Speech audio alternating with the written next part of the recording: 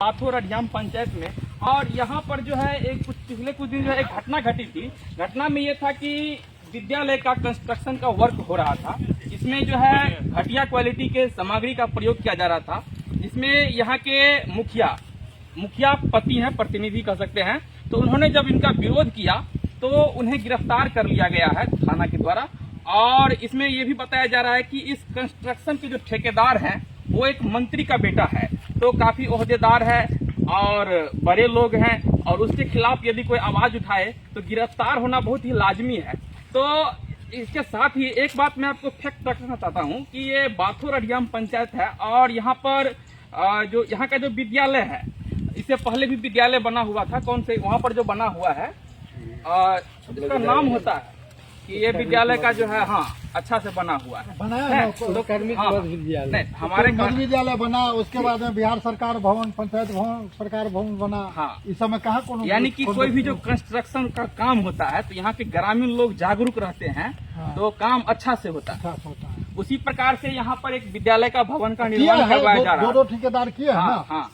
High school का मान लीजिए कि निर्माण हुआ है, वो भी ठेकेदारे बना करके गए हैं। बिहार सरकार पंचायत भवन जो बना है वो भी अभी किया है, ठेकेदारे बना करके दिया। लोग अच्छा काम। अच्छा, उस दिन के घटना के बारे में यदि हम जानना चाहिए क्या हुआ था। यानी कि कुछ लोग यहाँ पर हमको कुछ समाचारों से ये जानने को मिला है कि ये जो निर्माण कार्य हो रहा था, मुखिया जी इनका विरोध किए तो उनके काम अच्छा से कीजिए, काम अच्छा से कीजिए, तो उनको जो है गिरफ्तार कर लिया गया। आरोप ये लगाया गया कि ये इसमें रंगदारी की मांग कर रहे हैं। क्या कहीं कुछ नहीं, क्या घटना के बारे में कुछ वो सब कहीं कुछ नहीं है। वो बस वही वो आरोप लगा है, यही घटिया मटेरियल। गिट्टी दिखाइए तो ये देखिए गिट्टी दिखिए। क्या आप अपना घर जो है इस प्रकार के सामग्री से बनाना चाहिए? इसमें गिट्टी है कि मिट्टी है? ये बताइए तो, ये गिट्टी है कि मिट्टी है? देखिए तो, बताइए तो, ये गिट्टी है कि मिट्टी है?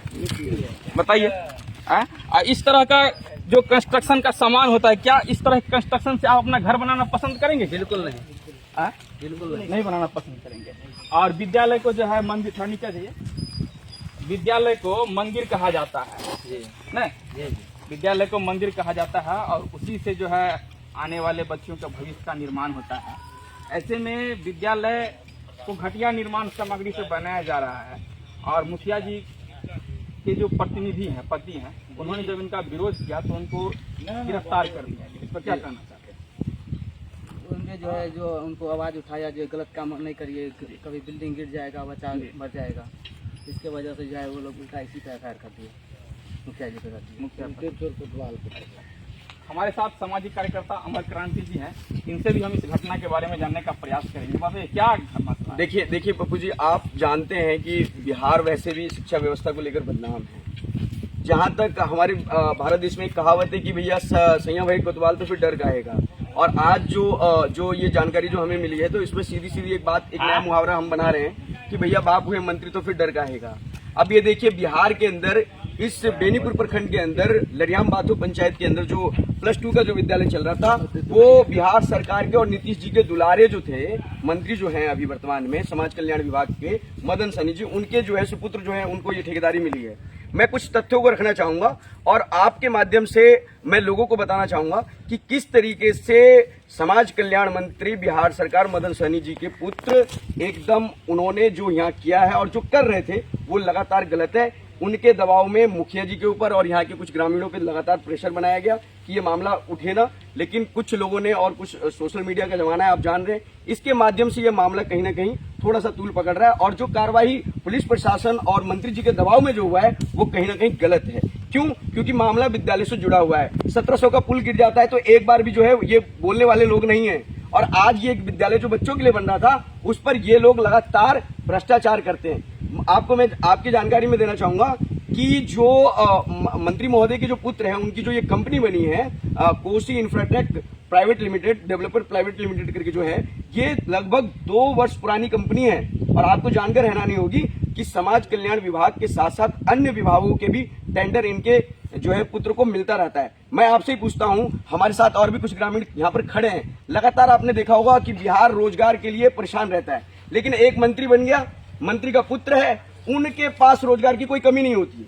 आज उनके बेटे के नाम पर, उनकी कंपनी के नाम पर लगातार जो है टेंडर पे टेंडर मिल रहा है और लगातार भ्रष्टाचार कर रहे हैं। अगर मदन सहनी जी वास्तव में समाज कल्याण के मंत्री हैं और वो चाहते हैं कि समाज का कल्याण हो और विद्यालय सही से बने, तो ये जो आपके सामने मैं कैमरामैन से कहूंगा, आप ही दिखाइए इसको, दिखाइए ये इस तरीके की गिट्टी का प्रयोग होता है क्या? जिस प्रकार के ईंटें वहां पर 3rd नंबर का इस्तेमाल हो रहा है, क्या उसका प्रयोग होता है क्या?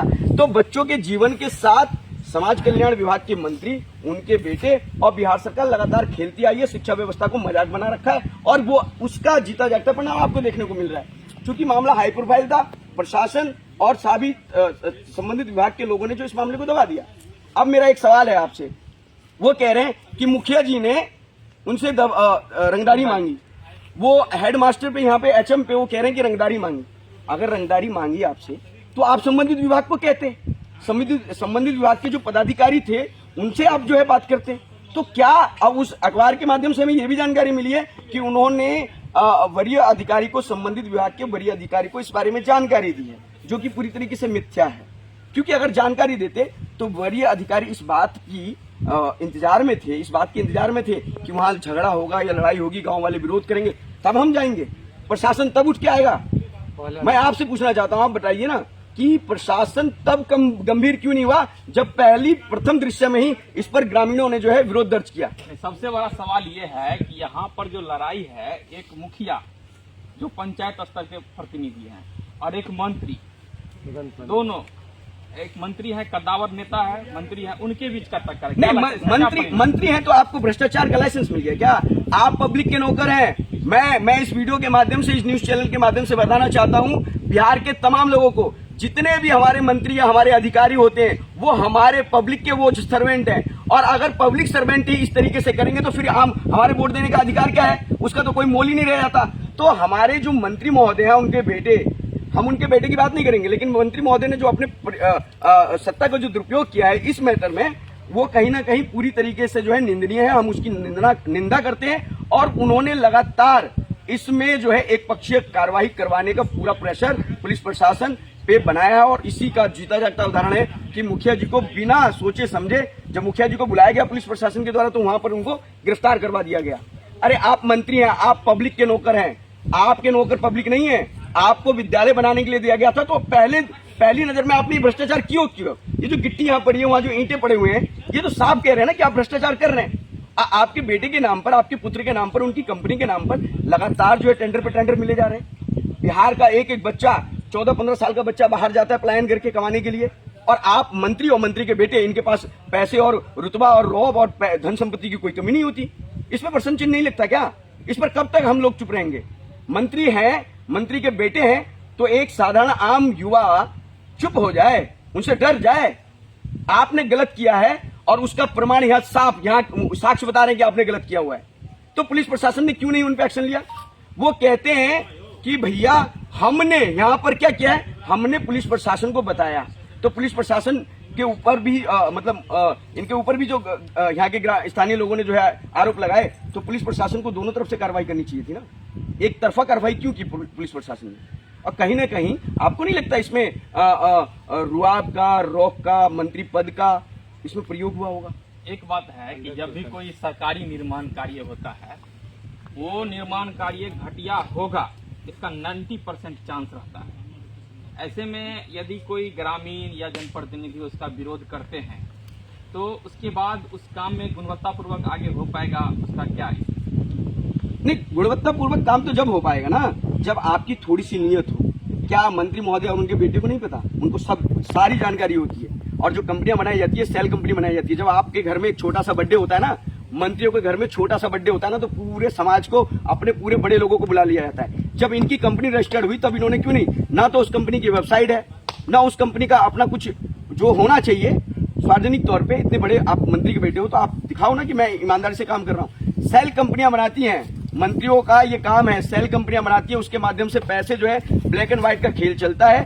उनके बड़े बड़े टेंडर इनको मिलते हैं और लगातार भ्रष्टाचार का खेल होता है। यहाँ बिहार के अंदर आम पब्लिक नहीं है चोर, यहाँ बिहार के अंदर जो है ना, मंत्री और मंत्री के जो पारिवारिक लोग होते हैं, जो उनके सदस्य होते हैं ना, वो चोर होते हैं और एक साधारण और सामान्य आदमी या ग्रामीणों को डरा धमका के रखते हैं। इस मामले में अभिषेक सैनी जी को लग रहा था कि शायद यहाँ के लोग नहीं बोलेंगे, यहाँ के लोग चुप हो जाएंगे, उन्हें डरा या धमका दिया जाएगा, लेकिन उनको उनके जानकारी में होना चाहिए और मैं तो मंत्री महोदय की जानकारी में भी देना चाहता हूँ, ये इस आप जान लीजिए, ये दरभंगा जो है ना अब शिक्षितों से भर रहा है, और जब तक शिक्षित युवा जब तक धीरे धीरे आगे आएंगे ना, तो ऐसे मंत्री और उनके बेटों की भी पोल खुलेगी। आपको इसीलिए दिया गया था, आपको सत्ता में इसीलिए ले आया गया है कि आप अच्छा काम करें, लेकिन आप तो पब्लिक को ही चूना लगा रहे हैं, और पब्लिक के साथ ही आप गलत कर रहे हैं, उनको बंद करवा रहे हैं। इतने बड़े बड़े जो कांड हुए हैं उस पर तो कोई जानकारी नहीं है ना, उस पर सरकार बोलती है। और आप ही का नाम है, आपने शिक्षा व्यवस्था को जिस तरीके से 17 साल से आप सत्ता में बने हुए हैं आप लोग, और जिस तरीके से आपने शिक्षा व्यवस्था को बर्बाद किया है, उसके इंफ्रास्ट्रक्चर को बर्बाद किया है, वो पूरे देश के अंदर निंदा का पात्र बना हुआ है। ये मदन सैनी जी भी जान ले और उनके बेटे भी जान ले। अरे सर, हमें तो बड़ा खुशी होती है कि आप जैसे लोग जब मंत्री बनते हैं, आप भी निचले समाज से आए हैं, आपको सोचना समझना चाहिए कि इस विद्यालय के अंदर किसके बच्चे पढ़ेंगे, इसी पिछड़े के बच्चे पढ़ेंगे, इसी समाज के बच्चे पढ़ेंगे। तो विद्यालय जैसी चीज को तो कम से कम भ्रष्टाचार से छोड़ दीजिए, अरे विद्यालय को तो बख्श दीजिए। लेकिन है कि कोई सुनने को तैयार नहीं है, लगातार अपना चला रहे। बड़े बड़े जो घोटाले होते हैं उसमें आज तक आपने देखा होगा कि किसी मंत्री को जो है सजा हुई है, किसी बड़े अधिकारी को सजा हुई है, आपको पता है ना? नहीं होता ना। तो ये मंत्री बच नहीं